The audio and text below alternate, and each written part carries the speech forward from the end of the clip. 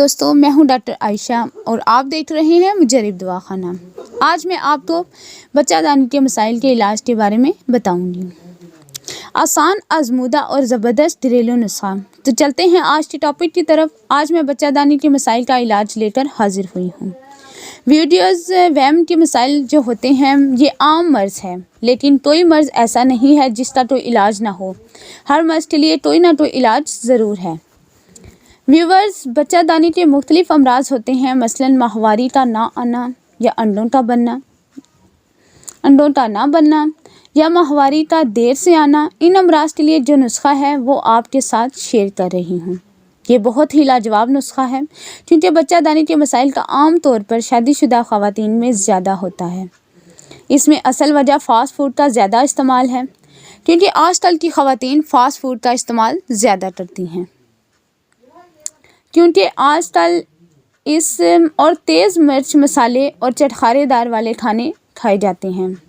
आजकल की ख़वातीन फ़ास्ट फूड का इस्तेमाल ज़्यादा करती हैं और कुछ ख़वातीन तेज़ मिर्च, मसाले और चटखारेदार वाले खाने ज़्यादा इस्तेमाल करती हैं, जो इस बीमारी का सबब बनती हैं। तो इस बात को मद्देनज़र रखते हुए मैंने ये आसान और मुनफरिद सा इलाज मैं आप लोगों को आज बता रही हूँ, जिसके 40 दिन के लगातार इस्तेमाल से इंशाअल्लाह बच्चादानी के तमाम मसाइल हल हो जाएंगे।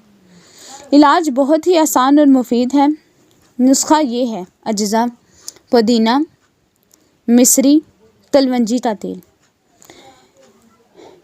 इनकी जो मिकदार है: पुदीना आधी गड्डी, इसका अर्थ निकाल लें।